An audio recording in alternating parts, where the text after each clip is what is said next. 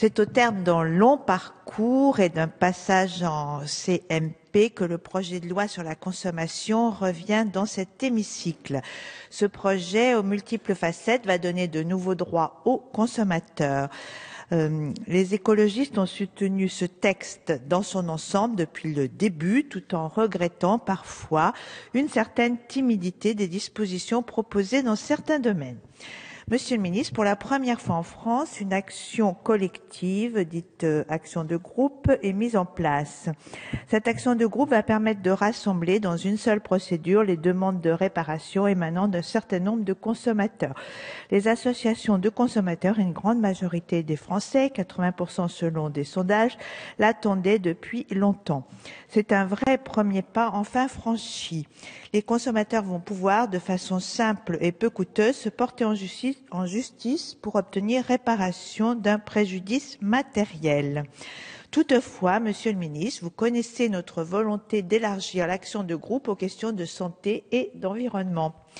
Les affaires récentes ou plus anciennes de l'amiante, du distilbène, des prothèses mammaires PIP et bien d'autres montrent l'urgence d'agir dans ce sens.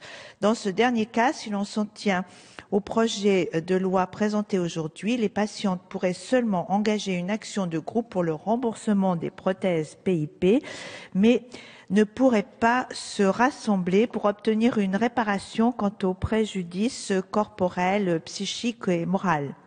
Ce n'est pas normal. C'est pourquoi notre groupe a déposé une proposition de loi sur ces questions.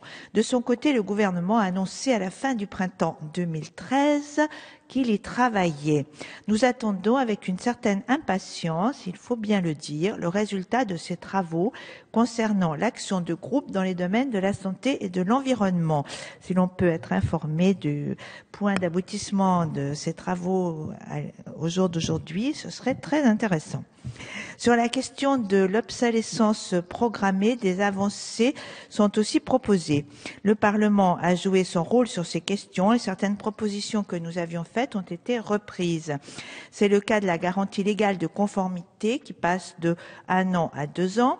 Les défauts de conformité seront ainsi présumés exister au moment de la délivrance de l'objet, et ceci pendant 2 ans, sauf preuve contraire.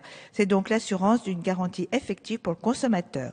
Nous aurions souhaité un allongement progressif de la durée de la garantie à 5 puis 10 ans, ainsi qu'une définition de l'obsolescence programmée dans la loi et les codes concernés.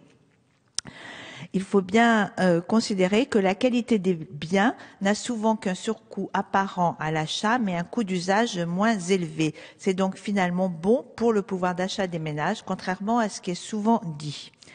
Pour compléter ces dispositifs, il est aussi indispensable de produire des biens plus faciles à recycler et d'aller vers un fonctionnement circulaire de la production.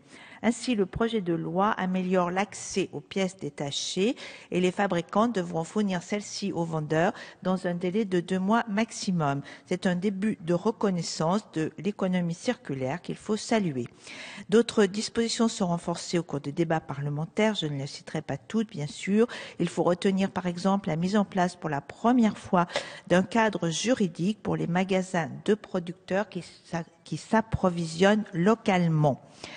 Le projet de loi s'intéresse aussi aux relations entre entreprises, producteurs et distributeurs.